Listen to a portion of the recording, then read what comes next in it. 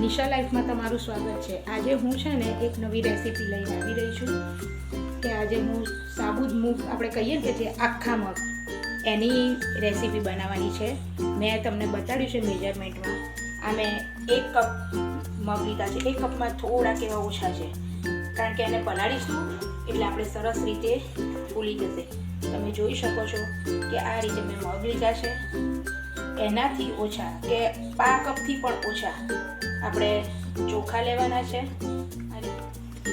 4-5 લીલા મરચાં। આપણે બધી જ વસ્તુઓને પલાળી દેવાની અને એને 6 થી 7 કલાક પલાળવાની। અને જો તમારે મોર્નિંગમાં બનાવવા હોય તો આપણે ઓવરનાઇટ પલાળી શકીએ છીએ। મેં રાત્રે જ પલાળી દીધા હતા એટલે આ રીતે દાળ અને કહેવાય કે મગની દાળ કહો કે મગ કહો એ અને ચોખા આ રીતે સરસ રીતે પલળી ગયા છે। હવે તમને એક એનામાં વાપરવા માટે સરસ ચટણી બતાવું છું। મેં આ આખા ધાણા ડાંખળા સાથે ફુદીનો, આદુ, લીલા મરચાં, એક થોડોક લીમડો એ લીધો છે અને એમાં આપણે દાળિયા કે તો આપણે કોઈ બી ફરસાણ ખાતા હોય કે સેવ કે પણ નાખી શકીએ છીએ। ફ્રેન્ડ્સ, મેં બધી જ વસ્તુ ગ્રાઇન્ડરમાં આવી રીતના લઈ લીધી છે। તમે જોઈ શકો છો એમાં મેં આપણે કીધા તે પ્રમાણે રતલામી સેવ, 1 ચમચી જેટલું આપણે મીઠું અને થોડીક એવી આપણે સરસ રીતે 1 ચપટી જેટલી ખાંડ નાખીશું આ રીતે અને પછી એને સરસ રીતે આપણે ગ્રાઇન્ડ કરી લઈએ। આ રીતે આપણે ચટણી સરસ રીતે એવી ગ્રાઇન્ડ કરી લીધી છે। જો એનું સ્ટ્રક્ચર એકદમ સરસ આવ્યું છે, એકદમ જાડી અને એકદમ ગ્રીન કલર એનો આપણે જળવાઈ રહ્યો છે। આ રીતે આપણે પહેલાં ચટણી બનાવી દેવાની। સરસ એવા પલાળ્યા હતા એ હવે પલળી ગયા છે કે જે મેં આ તો ઓવરનાઇટ પલાળ્યા પણ આપણે 3-4 કલાક પલાળીએ ને તો પણ એટલા સરસ પલળી જાય છે અને એને એક સરસ રીતે પીસી લેવાનું। એમાં આપણે 3 કે 4 લીલા મરચાં એડ કરવાના। આ રીતે આપણે હાથેથી તોડીને પણ નાખી શકીએ અને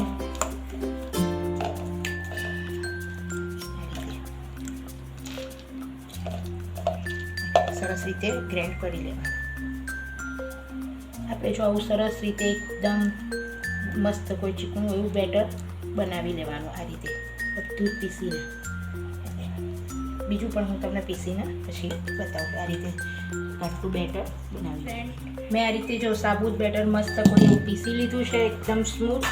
તમે જોઈ શકો છો કે આ રીતે સરસ એવું આપણું બેટર સ્મૂથ હોવું જોઈએ। એમાં આપણે બીજું કંઈ જ નથી નાખવાનું। એમાં ફક્ત અને ફક્ત મીઠું જ આપણે એડ કરવાનું છે। એની સાથે જ મેં એમાં સ્ટફિંગ મૂકવા માટે 1 કેપ્સિકમ, 1 ટામેટું અને 1 ડુંગળી એને સમારીને આ રીતે મેં ચોપરમાં ચોપ કરી લીધું છે। તમે જોઈ શકો છો કે આ રીતે સરસ એવું ચોપ કરી લીધું છે। હવે આપણે ઢોસા ઉતારવાની તૈયારી કરીએ। આપણે આપણા બેટરમાં મીઠું સ્વાદ અનુસાર કે મેં જે 1/4 ચમચીથી થોડુંક ઉપર એવું મીઠું નાખ્યું છે। તમારા ઘરમાં જે રીતે એમ કે વધારે ઓછું ખવાતું હોય એ રીતે તમે એડ કરી શકો છો અને સરસ રીતે આપણે આ રીતે હલાવી લેવાનું કે મીઠું આપણું સરસ ઓગળી જાય। આ કોઈ ગેસ્ટ આવ્યા હોય અને આપણને થોડી ખબર હોય પહેલેથી તો આપણે એની આ જે મગ પલાળવાની છે એ પ્રિપરેશન કરી શકીએ છીએ। મગની જગ્યાએ આપણે મગની દાળ પણ લઈ શકીએ છીએ। હવે તવાને છે ને થોડું તેલ મૂકી અને આ રીતે મેં ગ્રીસ કરી લઉં છું। તવાની મેં ગેસને સ્ટાર્ટ કરી દીધો છે। આ રીતે તવો આપણો ગ્રીસ કરી લેવાનું છે। તવો ગરમ થાય એટલે સહેજ પાણી છાંટી અને ચેક કરી લેવાનું કે આપણો તવો ગરમ થઈ ગયો છે। સરસ એવો ગરમ થઈ ગયો છે। હવે આપણે આ બેટરને 1 કડચી એટલે કોળિયાથી નાનું માપ છે એ રીતે લઈ અને આ રીતે ધીમે ધીમે સરસ રીતે આપણે ફેલાવી લઈશું। જ્યાં તમને કોઈ જાડો ભાગ લાગે ત્યાંથી આપણે ધીમે ધીમે પાતળું કરતું જવાનું આ રીતે। સરસ રીતે ફેલાવવાનું. તમે નાનો મોટો તમારી જે રીતે હિસાબથી કરી શકો છો. તમારે બટર પણ મૂકી શકાય, ઘી પણ મૂકી શકાય અને આપણે તેલ પણ મૂકી શકીએ છીએ. આ રીતે સરસ રીતે થોડું તેલ મૂકી આવી રીતે ફેલાવી દેવાનું. થોડું એમ થાય કે હવે આપણે થોડુંક એવું સહેજ સાઈડ પેન છોડે તો એટલે આપણે પછી સહેજ ઊંચું કરીને જોવાનું કે આપણો નીચેનો ભાગ એકદમ થઈ ગયો હોય તો ઉપર આપણે સ્ટફિંગ પથારવાનું. હવે આપણે જોઈ શકાય છે કે નીચેની આ ધારીઓ છે આપણે પેન છોડી દીધું છે. એ વખતે આપણે આ સ્ટફિંગ થોડું કે ઓછું બધે આ રીતે સરસ રીતે એવું પથરી દેવાનું. અને આ ઢોસો એટલો ક્રિસ્પી થાય છે કે આપણે બાળકોને ઇવન નાસ્તામાં આપીએ ટિફિન બોક્સમાં પણ તો પણ એટલો સરસ લાગે છે. આ રીતે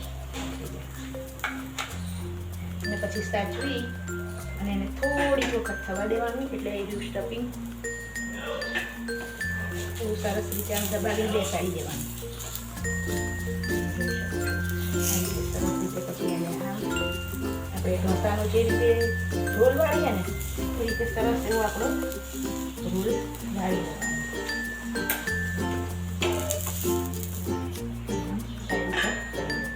એ જ રીતે આપણે બીજો પણ આ રીતે ઉતારી શકીએ. જોઈ શકો આપણે ફેરવવાનું એકદમ સ્ટફિંગ સરસ રીતે એવું દબાવી લઈએ અને તમે જોઈ શકો છો એકદમ સરસ એવો જે નીચેથી થોડોક આપણને એવો ઓછો લાગે છે ડાર્ક કલરનો પણ આ રીતના નીચેથી જોવાનું. આ રીતે જો સરસ એવો આપણો ઢોસો.